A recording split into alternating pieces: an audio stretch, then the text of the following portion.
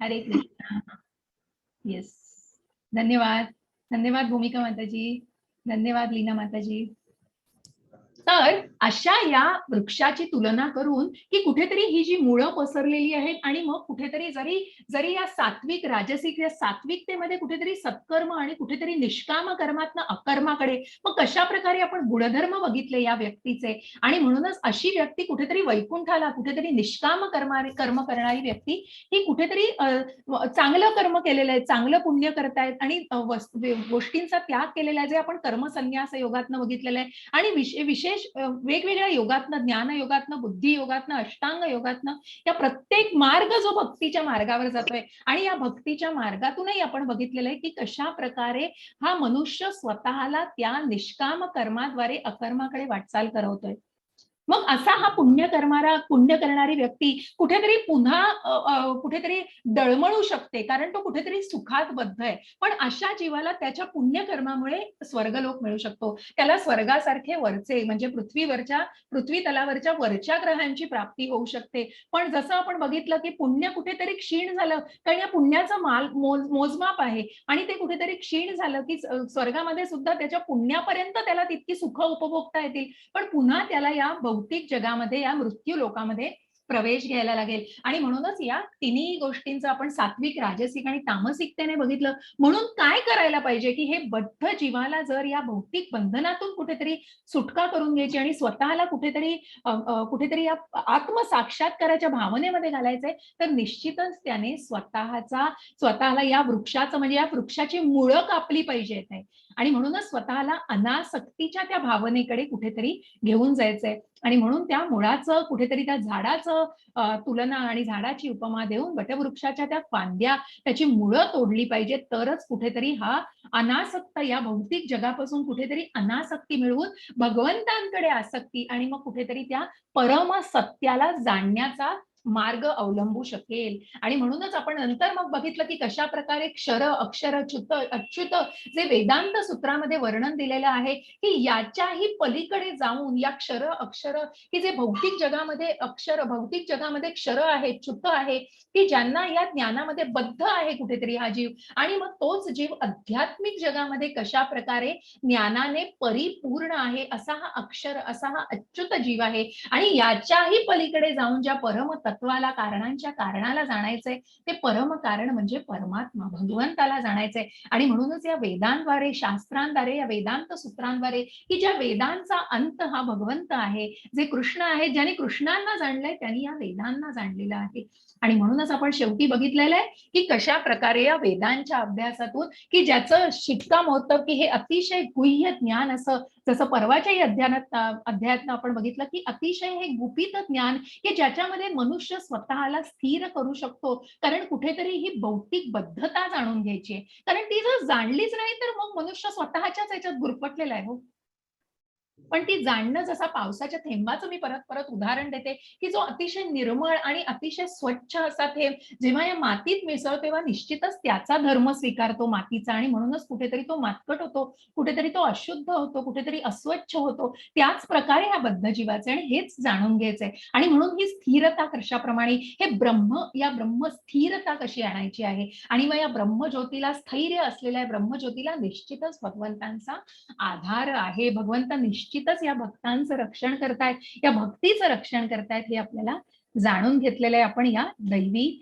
आधीच्या या सात्विक राजसिक आणि तामसिक गुणांमध्ये मग आज आपण पुढे जातोय आणि आपण आज बघणार आहोत पूर्णपणे फोकस करून की कशा प्रकारे हा आसुरी गुण जे आपण 7व्या अध्यायामध्ये 4 प्रकारची लोक जी भगवंताला शरण जाऊ शकतात आणि जी 4 प्रकारची लोक भगवंताला शरण जाऊच शकत नाहीत त्या व्यक्तींविषयी आणि त्या गुणांविषयी आपल्याला कुठेतरी आज जाणून घ्यायचं आहे मग असा हा आसुरी स्वभावाबद्दल की हे अतिरेकी आणि राक्षसी गुण काय आहेत हे आपण 16.1 ते 6 बघणार आहोत मग हा राक्षसी स्वभाव कशा प्रकारे कुठेतरी प्रवृत्त होतो आणि कुठल्या गोष्टीला प्रवृत्त होतो अशा या क्रियाकलापांचे परिणाम काय आहेत आणि मग त्याच्यासाठी उन्नती आणि त्याच्यासाठी या अधोगतीची निवड या व्यक्तीने का केली आहे कारण कुठेतरी काय लॅकिंग आहे कुठेतरी कशाची कमतरता आहे ह्या गोष्टीला जाणून घ्यायचं आहे हरे कृष्ण एक मिनिट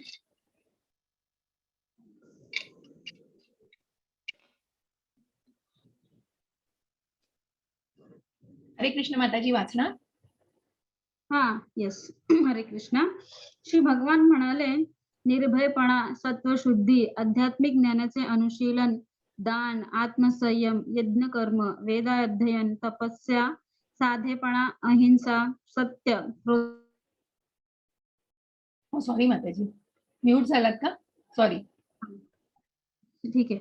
श्री भगवान म्हणाले, निर्भयपणा, सत्वशुद्धी, आध्यात्मिक ज्ञानाचे अनुशीलन, दान, आत्मसंयम, यज्ञकर्म, वेदाध्ययन, तपस्या, साधेपणा, अहिंसा, सत्य, क्रोधातून मुक्तता, त्याग, शांती, दोष काढण्याच्या वृत्तीचा तिटकारा, सर्व जीवांच्या प्रती दयाभाव, लोभविहीनता, सौम्यता, विनयशीलपणा, दृढ निश्चय, उत्साह, क्षमा, शुची आणि द्वेष व सन्मानाच्या अभिलाषेपासून मुक्ती, हे सर्व दैवी गुण हे भारता दैवी स्वभावाच्या मनुष्यांमध्ये आढळतात. हरे कृष्ण माताजी, धन्यवाद. अशा प्रकारे या दैव आसुर, बघा या नावामध्येच, या अध्यायाच्या योगाच्या नावामध्येच आहे की दैवी स्वभाव काय आहे आणि आसुरी स्वभाव काय आहे. मग ह्या दैवासुर विभाग, मग ही दैवी मनुष्य जे आपण बघितलं की ज्ञानी आणि कुठेतरी अर्थार्थी ज्ञानी आणि जिज्ञासू लोक, की ज्यांचा मार्ग सुरुवातीला जरी या कारणांनी असेल, कुठेतरी कारण त्या प्रकारचं असेल, कुठेतरी संकटांमध्ये ज्या द्रौपदीने भगवंतांचा धावा केलेला आहे, त्या द्रौपदीला निश्चितच भगवंतांनी त्या संकटातून वाचवलेलं आहे. कारण खूप शुद्ध भावना मनामध्ये होती आणि म्हणूनच कुठेतरी नुसतं मग विसरून गेली नाही नंतर भगवंतांना संकटांमधून काय म्हणतात ना, संकटांमधून भगवंतांनी मार्ग दाखवल्यानंतर कुठेही भगवंताला विसरलेली नाहीत. असे हे शुद्ध भक्त आणि पुढेही ते त्याच भक्तीमध्ये लीन होतात, असे हे दैवी स्वभावाचे. मग त्याच प्रकारे आपण अर्थार्थी बघितले की जे ध्रुव महाराज, जे सुग्रीव महाराज, की ज्यांनी अपेक्षा होती कुठेतरी राज्य मिळवायचंय, कुठेतरी माझ्या सुग्रीवा महाराजांना आपल्या पत्नीला आपलं राज्य मिळवायचंय, पण कुठेतरी भगवंतांवर प्रेम, कुठेतरी भगवंतांच्या सेवेमध्ये, आणि मग स्वतःला, की ज्या ध्रुव महाराजांना भगवंतांनी सगळं देऊ केलं की आता तुला काय हवंय ते माग. ध्रुव महाराज म्हणाले, मला काहीही नकोय, जिथे मी तुमचं दर्शन घेतलंय, तुम्ही भगवंत मला भेटले आहात, मला काहीही नकोय आता. आणि ज्यांना या ध्रुव लोकाची प्राप्ती झाली, की त्यांना कुठल्याही गोष्टीची नंतर कुठलीही अपेक्षा नव्हती, अशा या जरी त्या कारणांपासून सुरुवात झाली असेल तरी कुठेतरी ते व्यक्ती ही दैवी स्वभावाची आणि कुठेतरी स्वतःला त्या शुद्ध भक्तीमध्ये घालणारी असते. आणि त्याचप्रमाणे आपण बघितलं की अज्ञानी, हे ज्ञानी आणि जिज्ञासू, जे आपण परीक्षित महाराज बघितले, सुखदेव स्वामी बघितले, की त्यांना शुकदेव स्वामींचं ज्ञान हे किती अगाध होतं आणि ज्यांना या कुठेतरी भौतिक जगामध्ये येण्याचीच कुठेतरी शाश्वती नव्हती, कारण या जगामध्ये इतक्या या बद्ध जीवासाठी त्या कल्पनेनेच त्यांना या जगात प्रवेश घ्यायचा नव्हता. ज्या आपण संदर्भात मी सांगितलं की व्यास मुनींचे जे पुत्र, आणि मग निश्चितच त्यांना भगवंतांनी सांगितलं की तू जन्म घे, तू बाहेर ये या जगामध्ये, मी निश्चित तुला खात्री देतो की तुला या जगामधून कुठल्याही प्रकारचा तू कुठेतरी प्रभाव होणार नाही आणि कुठेतरी मी तुला निश्चितच या ज्ञानाची परिणिती दे. आणि म्हणूनच हे ज्ञानी जीव कुठेतरी ह्या ज्ञानाला जाणण्याची ही जी मनामध्ये जी तीव्रता होती, ती कुठेतरी फक्त शुद्ध भावनेमध्ये होती. आणि म्हणून हे दैवी गुण सांगितलेले आहेत भगवंतांनी, की निर्भयपणा, सत्वशुद्धी, आध्यात्मिक ज्ञानाचं अनुशीलन, दान, आत्मसंयम, यज्ञ कर्म, वेदाध्ययन, तपस्या, साधेपणा, अहिंसा, सत्य आणि क्रोधातून मुक्तता, त्याग, शांती, ज्या षड्रिपूंवर आपण म्हटलं काल की विजय मिळवला पाहिजे, काम, क्रोध, लोभ, मोह, मत्सर आणि या सगळ्या गोष्टींना टाळण्याचा प्रयत्न, कारण आपण आहोत हो. काल जसं मी माताजींना म्हटलं, खूप कठीण आहेत या गोष्टी, की जसं आपण स्वतःला या भौतिक जगामध्ये तितकं मोल्ड करणं आणि तितकी आपली पात्रता, तितकं आपलं सामर्थ्य वाढवणं खूप कठीण टास्क आहे, खूप चॅलेंजिंग आहे. कारण खूप आपण म्हणतो ना की आपण सगळ्या या प्रलोभनांमध्ये इतके अडकलेलो आहोत, या मायेमध्ये इतके अडकलेलो आहोत की स्वतःची सुटका आणि मग त्या जबाबदाऱ्यांमध्येही अडकलेलो आहोत.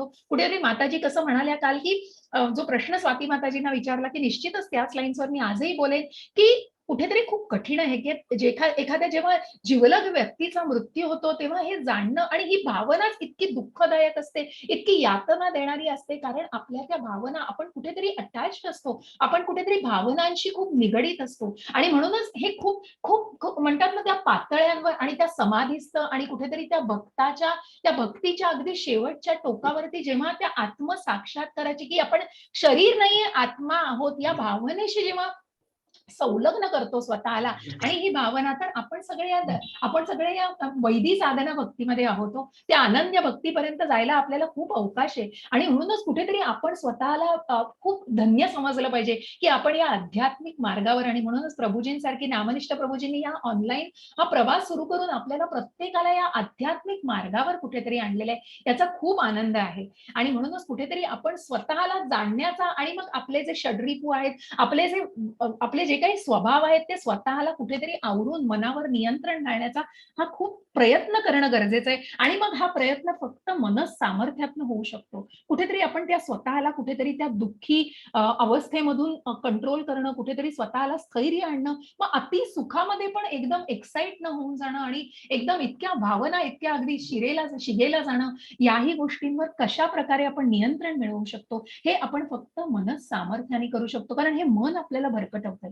या मन आपल्याला या भावना देत आहे आणि या मनाशी हे सगळं निगडीत आहे हो. आणि म्हणूनच हे जाणायचंय की कशा प्रकारे हे मन सुद्धा या दैवी आणि आसुरी भावनेमध्ये, कारण या मनाशी, बुद्धीशी आणि अहंकाराशी सगळं निगडीत आहे हे जे अंतर्मन आहे ते. आणि म्हणूनच या दैवी स्वभावामध्ये आपल्याला हे सर्व दैवी गुण मिळतात की जे द्वेष आणि सन्मानाच्या अभिलाषेपासून सुद्धा मुक्त आहेत. कुठल्याही प्रकारचा मत्सर मनामध्ये नाहीये की कुठल्याही प्रकारच्या दुसऱ्या विषयीच्या की त्याला जे मिळते ते त्याच्या कर्माने मिळतंय. म्हणून त्याचा मत्सर, त्याचा द्वेष करणं ही अत्यंत चुकीची भावना आहे. आणि म्हणून आपण ह्या जगामध्ये हेच बघतो, या भौतिक जगामध्ये. आता बघा आपण पुढे जातोय. दंभो दर्पोभिमानश्च क्रोध पारुष्यमेव च अज्ञानं चाभिजातस्य पार्थ संपदमासुरीम. हरे कृष्ण माताजी. हरे कृष्ण. हे पार्थ, दंभ, उर्मटपणा, अभिमान आणि अज्ञान हे आसुरी प्रकृतीत जन्मलेल्या लोकांचे गुण आहेत. हरे कृष्ण. हरे कृष्ण. बघा की जे आसुरी प्रवृत्तीमध्ये आहेत आणि मग इतकी आसुरी प्रवृत्ती आहे की आपल्याला दिसतंय की हा हत्ती इतका काय म्हणतात ना त्याला, हत्तीने सगळा दंभ, म्हणजे इतका तो बेफाम झालेला हत्ती आहे, कुठेतरी बेछूट झालेला आहे, मनावरती नियंत्रण नाहीये, त्याचं स्वतःवरती नियंत्रण नाहीये. तो या व्यक्तींना कुठेतरी त्रास पोहोचवतोय बघा स्वतःच्या याने. कुठेतरी उर्मटपणा, अभिमान आणि अशी जी व्यक्ती असते ती बघा सगळी फेकाफेकी केली आहे, सगळा क्रोध, दंभ आणि मत्सर बाहेर पडत असतो. आणि ही कुठेतरी आसुरी प्रवृत्तीत जन्मलेल्या लोकांचे हे गुण आहेत. हे या हत्तीच्या या गुणांवरून कुठेतरी कृतीप्रमाणे दाखवण्याचा प्रयत्न आहे. दैवी संपद विमोक्षाय निबंधायासुरी मता मा शुचः संपदम दैवीम अभिजातोसी पांडव. हरे कृष्ण. हरे कृष्ण. दैवी गुण मोक्षदायक असतात तर आसुरी गुण बंधनकारक असतात. हे पांडवा, तू चिंता नको करूस, कारण तू दैवी गुणासह जन्मलेला आहेस. हरे हरे कृष्ण. कृष्ण. म्हणूनच हे मोक्षदायक दैवी गुण हे मोक्ष देणारे असतात आणि आसुरी गुण हे कुठेतरी बंधन घालणारे असतात आणि कुठेतरी त्या बद्ध जीवाला बांधून ठेवणारे असतात. कारण ती आसक्ती, मोह, लोभ हा फक्त क्रोधाकडे नेत असतो. आणि मग हा क्रोध इतक्या पराकोटीला जाऊ शकतो की ती फक्त एक प्रकारची राक्षसी आसुरी वृत्तीच त्या नराधमासारखी, की मनुष्याचा मग कुठेतरी मनुष्याला वध करणं सुद्धा या माणसाला काही त्याच्या भावना उरत नाही, अशी ही आसुरी राक्षसी भावना असते. आणि पण अर्जुना तू काळजी करू नकोस, कारण तू या दैवी गुणांनी जन्मलेला आहेस. कशा प्रकारे तुझा जो स्वभाव आहे, कारण ज्या अर्जुनाला दुसऱ्या अध्यायापासून पहिल्या अध्यायामध्ये ज्यांनी शस्त्र खाली ठेवून दिलेली आहेत, की ज्याचा निर्मळ स्वभाव, ज्याच्या मनामध्ये करुणा आहे, ज्याच्या मनामध्ये स्वतःच्याच भावाला आपण जरी त्यांनी अधर्मी वागलाय, आपल्याला इतका त्रास दिला, इतकं छळलेलं आहे, तरी त्या भावाविषयी वाटणारी करुणा, मनामध्ये पाप वाटतंय की आपण यांच्याशी युद्ध करतोय, हे कुठेतरी चुकीचं वागतोय, या सगळ्या भावना ज्या निर्मळ मनुष्यामध्ये अशी तू व्यक्ती आहेस, तू या दैवी गुणांनी जन्मलेला आहेस. हरे कृष्ण माता. हरे कृष्ण. हे पार्थ, या जगतामध्ये दैवी आणि आसुरी असे दोन प्रकारचे जीव आहेत. मी यापूर्वीच तुला दैवी गुणांचे विस्तारपूर्वक वर्णन सांगितले आहे. आता माझ्याकडून आसुरी गुणांचे विवरण ऐक. हरे कृष्ण. हरे कृष्ण. कशा प्रकारे तू या जगतामध्ये दैवी, मग ह्या दैवी आणि आसुर या दोन प्रकारचे जीव आपण जाणलेत. जसं आपण 7व्या अध्यायात 4 प्रकारच्या व्यक्ती आणि 4 प्रकारच्या अज्ञानी व्यक्ती आणि ज्ञानी व्यक्ती ह्या जाणल्या, तेच आपल्याला याच लाईन्सवर पुढे म्हणून भगवंत म्हणतात की तुला मी दैवी गुणांचं विस्तारपूर्वक वर्णन हे याआधीच सांगितलेलं आहे की तो दैवी स्वभाव काय असतो, तो सद्गुण काय असतो, तो अकर्मी स्वभाव काय असतो, हे सगळं तू जाणलेलं आहे. जी आपण सात्विकता पण जाणली, कालच्या अध्यायामध्ये सुद्धा आपण बघितलं की कशा प्रकारे ही व्यक्ती मग जी मुळं कापते, जी या झाडाची मुळं कापून ज्या प्रकारे स्वतःला अकर्मावर आणते, ती व्यक्ती जेव्हा अर्जुनाने विचारलं की याचा स्वभाव कसा असेल आणि ही व्यक्ती कशी असेल, तर त्याचे अकर्मी गुण, जे नारदांचे गुण, सगळे नारद मुनींचं चित्र आपण बघितलेलं आहे. आणि कशा प्रकारे ही अकर्मी वृत्ती असते की जी समतोल राखते सगळ्या याच्यामध्ये. अशा या सगळ्या आधीच्या 2-3 अध्यायांमध्ये आपण या दैवी गुणांना विस्तारपूर्वक जाणलेलं आहे. आणि त्याच प्रकारे मी तुला आता या अध्यायामध्ये माझ्याकडून तू आसुरी गुणांचं विवरण ऐक, की या आसुरी गुणांचे काय परिणाम, काय यांच्या क्रियाकलाप आहेत, काय त्याचे परिणाम आहेत. प्रवृत्तींच निवृत्तींच जनान विदुरासुराः न शौचं नापि चाचारो न सत्यं तेषु विद्यते. हरे कृष्ण माताजी. आसुरी प्रवृत्तीचे लोक काय करावे आणि काय करू नये हे जाणत नाहीत. शुचिभूर्तपणा, सदाचार तसेच सत्यही त्यांच्यामध्ये आढळत नाही. हरे कृष्ण. हरे कृष्ण. बघा, या चित्रामध्येच आपण जाणतोय आपल्याच विश्वामध्ये आहेत आणि आपल्याच दुनियेमध्ये आहेत. कर्ण भौतिक जगामध्ये ज्या गोष्टी आहेत त्याचा जसं भगवंतांनी सांगितलंय की आहेत, सुख आहेत, त्याचा लाभ घ्यायचा आहे. कुठेतरी त्या गोष्टीला कशा प्रकारे भावना करायची. पण ही आसुरी वृत्ती बघा, या आसुरी वृत्तीचे लोक त्यांना काय करावं आणि करू नये, मग ते काय कुठल्या धुंदीमध्ये आहेत आणि आपण कुठल्या गोष्टीला प्राधान्य द्यावं आणि काय वागलं पाहिजे याचा सुशीरभूतपणा आणि सदाचार असे सत्य सुद्धा त्यांच्यामध्ये आढळत नाही. कुठल्याही प्रकारच्या त्या व्यक्तीमध्ये हे गुण आढळत नाहीत. कारण की कुठेतरी सदाचार, वागणं चांगलं किंवा सदैव त्याच्याच दुनियेमध्ये मी म्हणेन की पूर्व दिशा आणि मी वागेन तेच योग्य आहे, अशी ही आसुरी प्रवृत्ती फक्त स्वतःचा कुठेतरी नाश करण्याच्या मार्गावरतीच असते. असत्यं प्रतिष्ठं ते जगदाहुरनीश्वरम् अपरस्पर संभूतं किमन्यत् कामहैतुकम्. हरे कृष्ण माताजी. हरे कृष्ण. ते म्हणतात की हे जगत असत्य व निराधार आहे आणि परमेश्वर नावाचा कोणीही याचे नियंत्रण करीत नाही.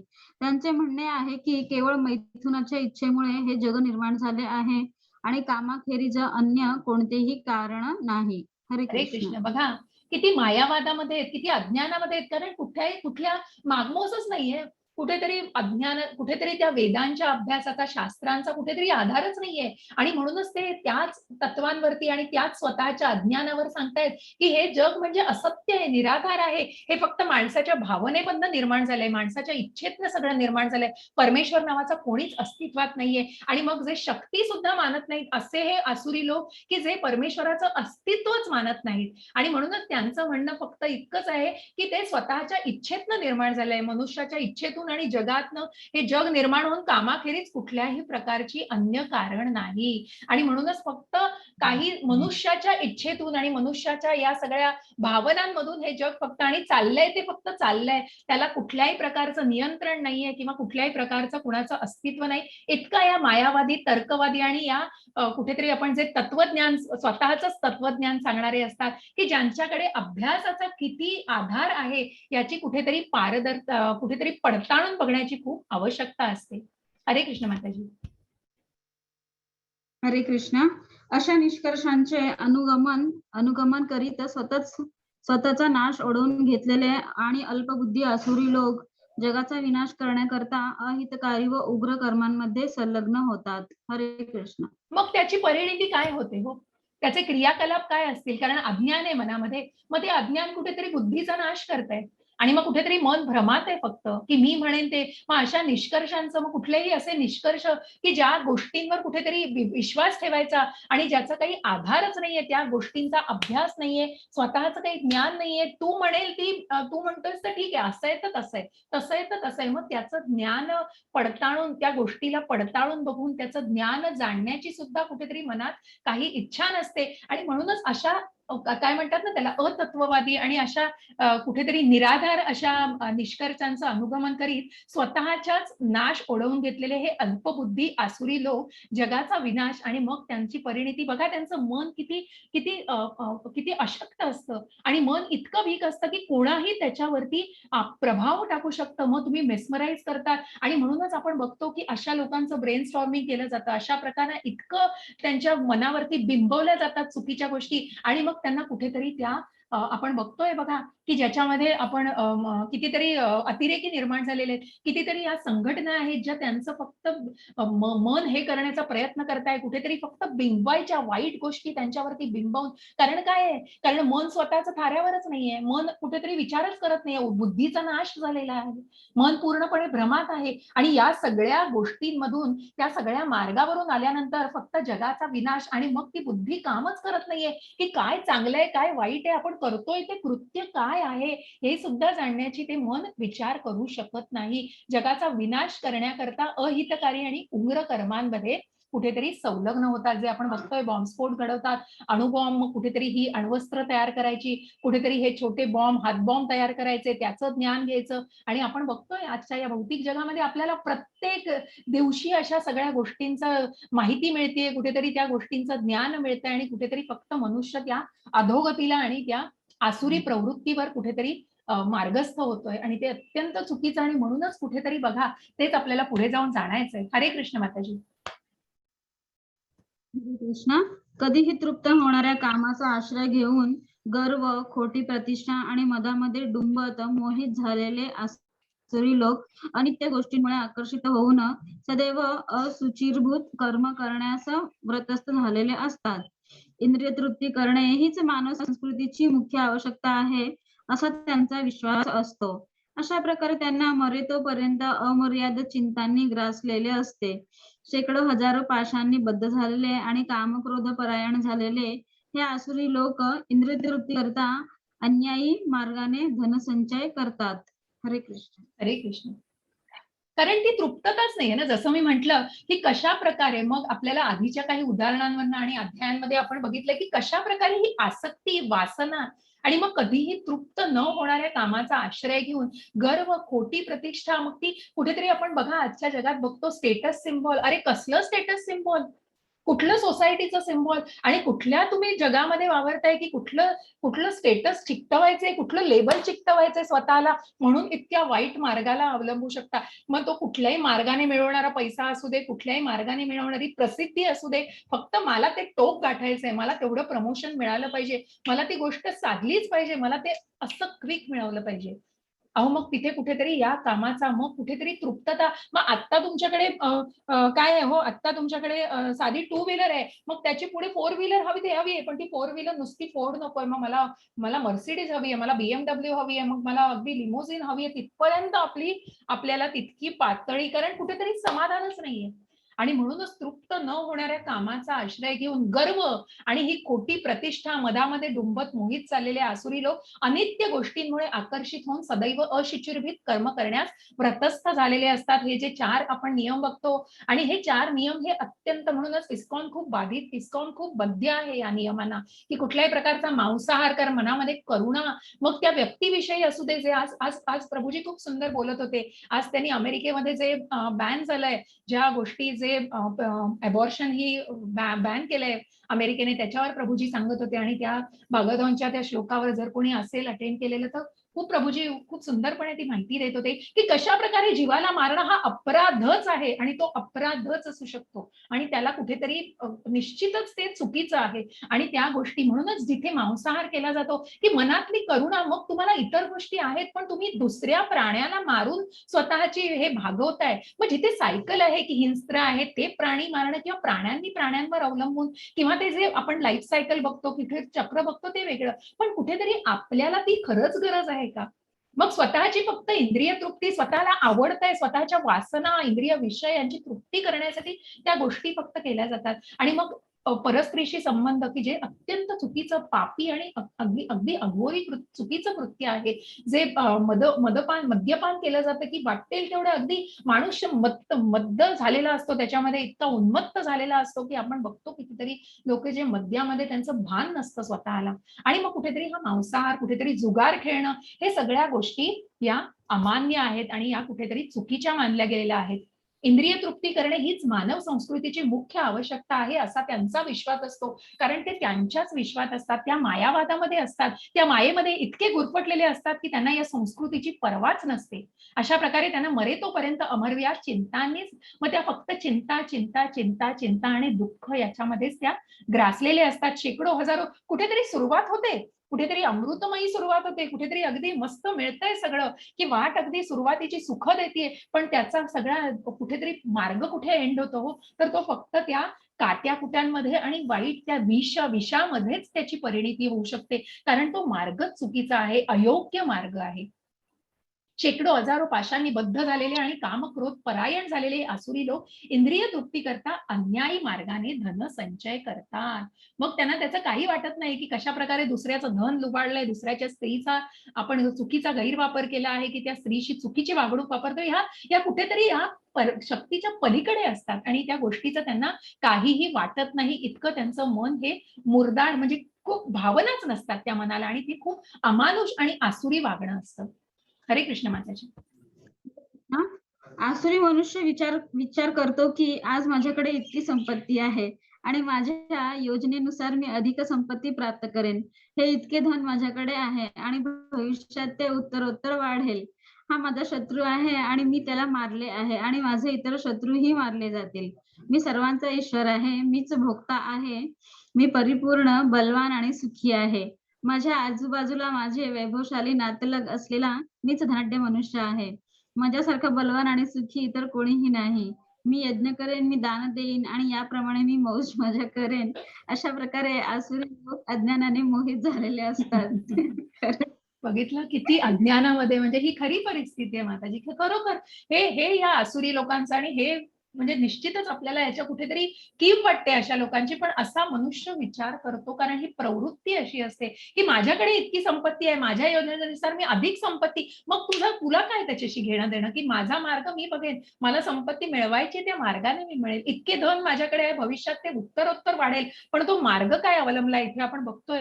हा कंस की जो कंस ज्यांनी देवकीच्या सगळ्या मुलांची कशी हत्या केली, आणि कशा प्रकारे कृष्ण की जो 8वा पुत्र तुझा वध करणार आहे, त्या यांनी त्याने सगळ्या ती आसुरी वृत्ती, तो मनामध्ये इतकी द्वेषी आणि वाईट भावना होती की सगळ्या मुलांची हत्या केलेली आहे. इतकं वाईट कृत्य ज्यांनी केलेलं आहे, त्या कंसाचा नाश झालेला आहे, कुठेतरी वध केलेला आहे भगवंतांनी. आणि तोच हा रावण, जो त्रेतायुगामध्ये जो परस्त्रीशी, म्हणजे ज्यांनी सीतेवर चुकीची नजर ठेवली आणि सीतेचं अपहरण केलं, त्या भगवंतांच्या पत्नीला, ज्या भगवंतांनी त्या आसुरी वृत्तीचा पुन्हा नाश केलेला आहे रावणाने, की ज्याने खूप अगदी तप केलं, शिवाची खूप आराधना केली, पण कशासाठी? कारण त्याचं ध्येय काय होतं? तर ध्येय हे चुकीचंच होतं, की मला कुठेतरी बलवान बनायचंय, मला कुठेतरी तू इतकी शक्ती दे आणि इतकं सगळं मला मिळालं पाहिजे, पण त्याचा वापर कशासाठी केला गेला? तर चुकीच्या मार्गाने केला गेला, आणि म्हणूनच या सगळ्याचा कुठेतरी नाश होतो, या आसुरी प्रवृत्तीचा कुठेतरी नाश होतो, तो स्वतःला. म्हणूनच अर्जुनाने कशासाठी 11व्या अध्यायामध्ये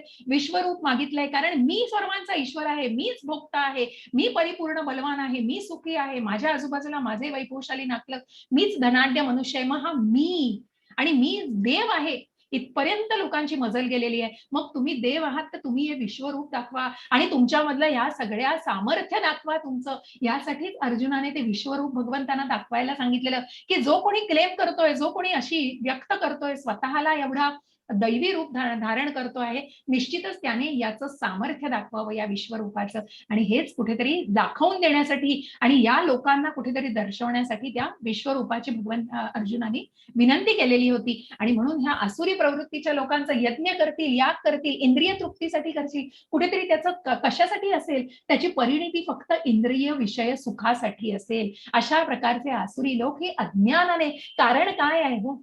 कारण कुठेतरी फक्त अज्ञान आहे.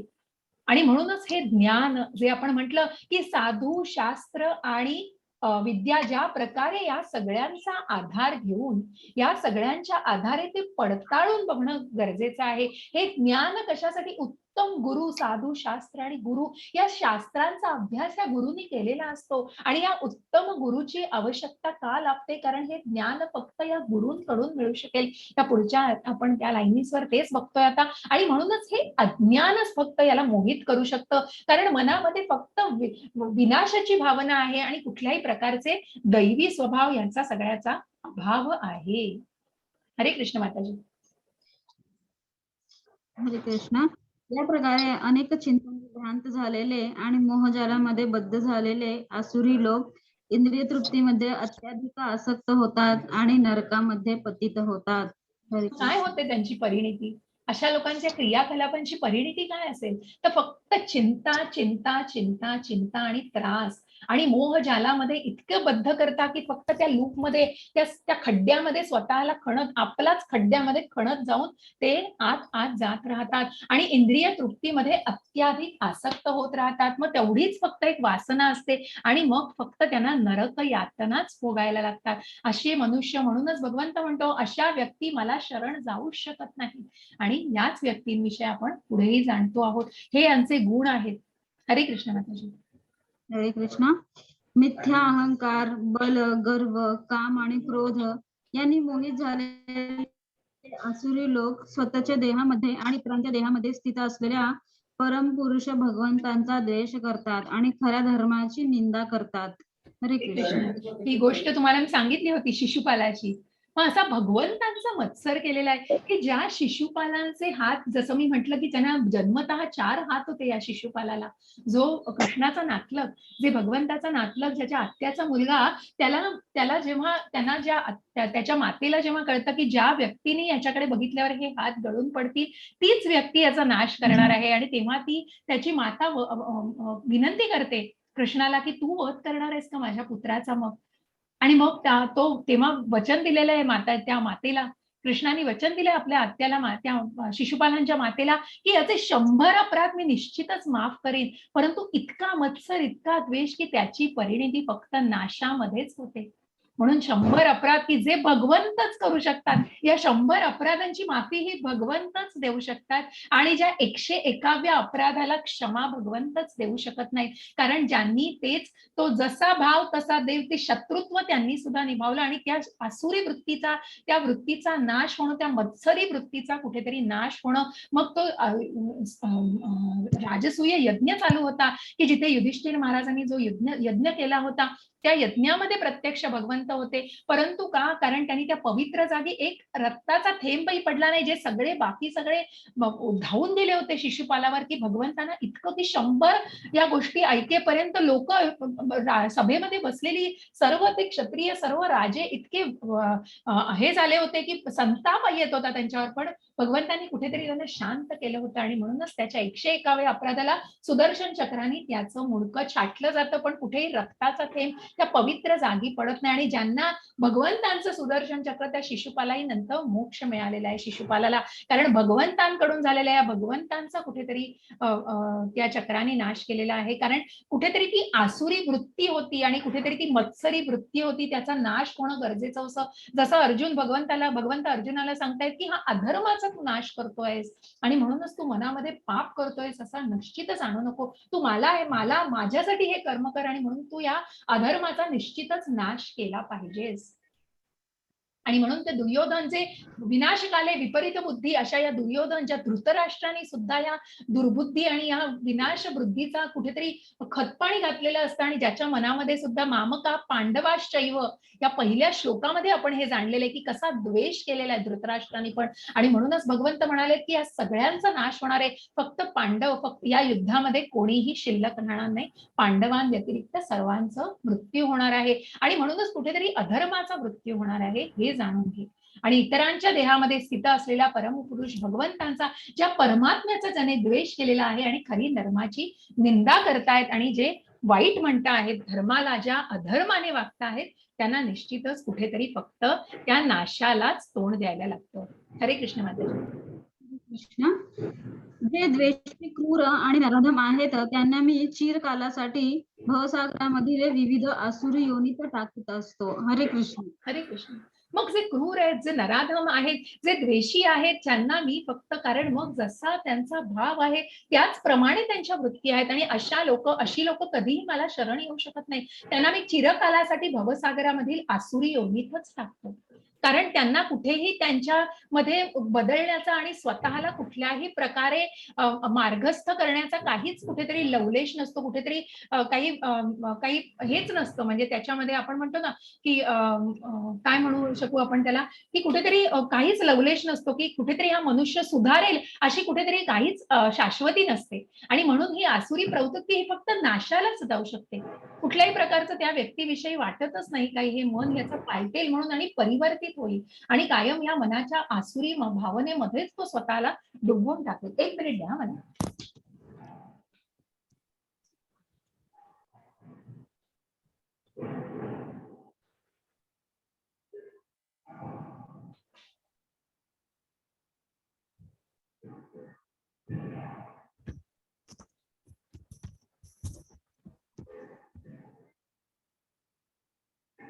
हरे कृष्ण माताजी.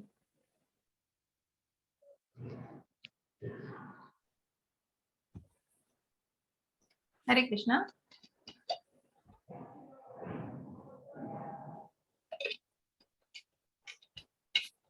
लीना माताजी हरे कृष्ण. ठीक आहे, मला वाटतं काहीतरी नाही.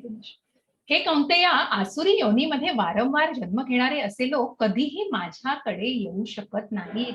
हळूहळू ते अत्यंत अधम गतीला प्राप्त होतात. मग अशा लोकांचं कुठे शाश्वतीच नसते, आणि हे लोक या मार्गावरती येऊ शकत नाही. ते भगवंतांना शरण जाऊच शकत नाही. ते अत्यंत अधोगतीला हळूहळू जातात. त्रिविधम नरकस्येदं द्वारं नाशनमात्मनाः काम क्रोधस्तथा लोभस्तस्मादेतत्त्रयं त्यजेत्. हरे कृष्ण माताजी.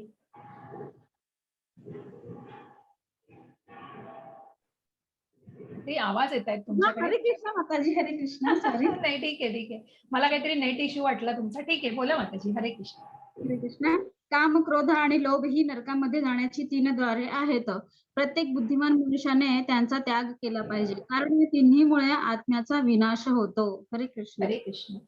हे 3 दरवाजे फक्त नरक यातना देऊ शकतात, आणि हे 3 दरवाजे हे नरकाकडे जाणारे दरवाजे, जे काम, क्रोध आणि लोभ, जे आपण त्या कठपुतलींचं चित्र बघतो ते आठवा नेहमी, की कशा प्रकारे ह्या मायेमध्ये काम, क्रोध आणि लोभ आहे, आणि हा लोभ कुठेतरी फक्त त्या अधःपतनाकडेच नेऊ शकतो. आणि ही 3 द्वारं प्रत्येक बुद्धिमान मनुष्याने त्याचा त्याग केला पाहिजे, आणि कारण या तिन्हीमुळे आत्म्याचा विनाश होतो. कुठल्याही प्रकारे मनुष्य चांगल्या वाटेवरती येऊ शकत नाही. हा मोह, मत्सर आणि कुठेतरी हा काम, क्रोध आणि मोह, लोभ जो आहे, हा कुठेतरी फक्त वाईट मार्गाला, ही नरकाकडे जाणारी बघा, ही 3 दारं दाखवली आहेत, म्हणून हे 3 मार्ग दाखवलेले आहेत. आणि म्हणूनच ही 3 द्वारं ज्यांनी जाणलेली आहेत, आणि या 3 द्वारांचा जो बंद करून घेतो. हरे कृष्ण माताजी. हरे कृष्ण. हे कौंतेया, जो मनुष्य नरकाच्या या 3 द्वारातून सुटला आहे, तो आत्मसाक्षात्कारासाठी श्रेयस्कर असे कार्य करतो आणि क्रमशः परम गतीला प्राप्त होतो. हरे कृष्ण. ज्यांनी ते 3 मार्ग सोडलेत, मग काम, क्रोध, लोभ या 3 दरवाज्यातनं स्वतःला जाणलेलं आहे, की आपण या 3 दरवाज्यातनं गेल्यानंतर त्याची परिणिती काय होणार आहे, आणि जो या नरकाच्या वाटेतून सुटलेला आहे, ज्यांनी स्वतःवर कुठेतरी नियंत्रण मिळवलंय, आणि जो स्वतःला आत्मसाक्षात्कारासाठी ज्या श्रेयस्कर अशा मार्गावरती नेतोय, की ज्याचा मार्ग बघा ऍक्सेप्टन्स ऑफ स्पिरिच्युअल, मग कुठेतरी त्या गुरूंकडून ज्ञान घेतोय, कुठेतरी अभ्यास करतोय वेदांचा, कुठेतरी तप करतो आहे, कुठेतरी सेन्स कंट्रोल म्हणजे कुठेतरी त्या आपल्या जाणीवांना, कुठेतरी इंद्रियांना नियंत्रण करतो आहे, आणि मग ते आध्यात्मिक ज्ञानाच्या टप्प्यावरती या प्रत्येक पायरीवरून तो कुठे जातो आहे, तर तो परम गतीला, भगवत धामालाच त्याला प्राप्ती होऊ शकते. अशी ही व्यक्ती स्वतःला या पायऱ्यांवरती आणि त्या आध्यात्मिक मार्गावरती उन्नत करू शकते. यशास्त्र विधिमुत्सृज्य वर्तते कामकारताः न स सिद्धिमवाप्नोति न सुखम न पराम गतिम. हरे कृष्ण माताजी. जो शास्त्रविधींचा त्याग करतो आणि आपल्या लहरीप्रमाणे कर्म करतो, त्याला सिद्धी, सुख आणि परम गतीही प्राप्त होत नाही. हरे कृष्ण. हरे कृष्ण. मग मग ज्याला या तत्वांचं, या नियमांमध्ये काही बांधील व्हायचं नाहीये, ज्याला नियम पाळायचे नाहीयेत, जो शास्त्रविधींचा त्याग करतो आहे, की जे योग्य सांगितलेलं आहे, आता इस्कॉननी हे नियम घालून दिलेले आहेत की काय कारण आहे, त्याला शास्त्राचा बेस आहे, त्या शास्त्रविधी युक्त किंवा त्याला शास्त्राचा कुठेतरी आधार आहे आणि त्या शास्त्रांमध्ये काय लिहून ठेवलेलं आहे, या विधींपूर्वक जे काही यज्ञ याग केले जातात ते सुद्धा ठराविक विधींनी केले जातात, ठराविक मार्गाने, योग्य मार्गाने केले जातात. परंतु ही जर व्यक्ती स्वतःच्याच मार्गाने आणि कुठल्याही प्रकारे मी म्हणेल ती पूर्व दिशा, मी म्हणेल ते योग्य करतोय, याच मार्गाने कुठेतरी स्वतःला नेणार असेल आणि स्वतःचं कर्म फक्त या विकर्माप्रमाणे करणार असेल, जे आपण म्हटलं की जे नो पार्किंग मध्ये पण जो पार्किंग करतोय, गाड्या पार्क करतोय, हॉर्न वाजवायचा नाहीये, तिथे जाऊन पण मुद्दाम हॉर्न वाजवला जातोय, असं जे विकर्म केलं जातं हे फक्त चुकीचंच कृत्य केलं जातं. जरी त्याच्यातनं सिद्धी, सुख आणि परमगती ही कुठलीही प्राप्त होऊ शकत नाही. त्याच्यातनं फक्त ती तृप्ती, इंद्रिय तृप्ती असते, ती वासना असते, तो कुठेतरी फक्त एक मिळवायचा मोह असतो, पण तो कुठेतरी चुकीच्या मार्गांनाच नेऊ शकतो आणि त्याच्यातनं कुठल्याही प्रकारचं कायमचं सुख किंवा सिद्धी आणि परमगती ही प्राप्त होऊ शकत नाही. तस्मात् शास्त्रं प्रमाणं ते कार्य व्यवस्थितौ ज्ञात्वा शास्त्रविधानोक्तं कर्म कर्तुर्मिहार्हसि. हरे कृष्ण माता. हरे कृष्ण. म्हणून मनुष्याने शास्त्रविधींद्वारे कार्य आणि अकार्य यांच्यामधील भेद जाणले पाहिजे. अशी विधिविधाने जाणून मनुष्याने कर्म करावे, जेणेकरून त्याची क्रमशः उन्नती होईल. हरे कृष्ण. हरे कृष्ण. मग जी आसुरी प्रवृत्ती आहे त्याचा नाश होणं तर खूप कठीण आहे. भगवंतांनी सांगितलं की त्या व्यक्ती फक्त आसुरी योनीतच जाऊ शकतात, की ज्यांना स्वतःला, ज्यांनी काम, क्रोध आणि लोभ याचीच द्वारांमध्ये प्रवेश मिळवलेला आहे आणि ज्याच्याद्वारे ते बेछूट छुटलेले आहेत, ज्या हत्तीप्रमाणे या दंभ आणि दर्प असलेल्या या दांभिकता असलेल्या जगामध्ये स्वतःला फक्त ती आसुरी वृत्तीमध्येच ज्यांनी प्रमाणित केलेलं आहे, अशा आसुरी वृत्तीचा काहीच होऊ शकत नाही. परंतु ज्यांनी हे जाणलेलं आहे, ज्यांनी या 3 द्वारांमधून सुटका मिळवलेली आहे, काम, क्रोध आणि लोभ याच्यापासून सुटका मिळवलेली आहे आणि कुठेतरी परम गती आणि सिद्धी, मग ते कशा प्रकारे, तर प्रत्यक्ष भगवंतांनी सुद्धा हे उदाहरण दिलेलं आहे की त्यांनी सुद्धा सांदीपनी गुरूंकडून, सांदीपनी ऋषी त्यांचे गुरु, त्यांच्याकडून त्यांनी ज्ञान, या गुरूंकडून ज्ञान मिळवणं हे भगवंतांनी प्रत्यक्ष स्वतःच्या उदाहरणाने सुद्धा दाखवलं की आध्यात्मिक गुरु, मग तुम्हाला गुरूंकडून कशा प्रकारे ही माहिती, की जे भगवंत, जे अगदी जन्मापासून ज्यांनी आपले आई वडीलही निवडले होते, की ज्या देवकी वसुदेवांच्या पोटी जन्म घेतला, ज्या यशोदा नंदाच्या घरी ते लहानाचे मोठे झाले, असे हे भगवंत ज्यांनी गुरुचं सुद्धा उत्तम असं उदाहरण आपल्या समोर ठेवलेलं, की ज्यांनी सांदीपनी ऋषींच्या आश्रमात जाऊन ते ज्ञान मिळवलेलं आहे. आणि म्हणूनच शास्त्रांचा अभ्यास, शास्त्रविधी, शास्त्रविधींद्वारे कार्य कसं करावं आणि अकार्य काय आहे आणि विकर्म काय आहे, चुकीच्या मार्गाने केलं जाणारे कर्म काय आहे, अशी विधी विधानं जाणून मनुष्याने ते केलं पाहिजे. आणि म्हणूनच जे काही यज्ञ याग केले जातात, आपण पुढच्या उद्याच्या आणि परवाच्या अध्यायात हे अजून सखोल जाणणार आहोत की कशा प्रकारे मनुष्याने ते केलं पाहिजे. मग सात्विकतेत, राजसिकतेत आणि तामसिकतेत कशा प्रकारे मनुष्य हे दान, तप आणि धर्म करतो, यज्ञ केले जातात, हे आपण पुढच्या अध्यायात जाणणार आहोत. म्हणूनच ह्या मनुष्याने हे जाणले पाहिजे की शास्त्र विधींद्वारे त्याचं प्रयोजन केलं पाहिजे, शास्त्र विधींद्वारे त्या गोष्टी केल्या पाहिजेत आणि म्हणूनच जेणेकरून मनुष्य क्रमशः ही क्रमाक्रमाने या मार्गावरती उन्नती साधू शकेल. असा हा 16वा आसुरी अध्याय खूप छोटा आणि मुख्य फोकस आहे पूर्ण आसुरी वृत्तीवरती, की ज्याचे क्रियाकलाप आणि परिणिती. पण 17वा अध्याय घ्यायची मला कुठेही घाई नव्हती, म्हणून मी आज घेत नाही, तर आपण निश्चितच उद्याच त्या अध्यायाला घेणार आहोत. असा हा 16वा अध्याय आपण आज संपवलेला. एक मिनिट सॉरी.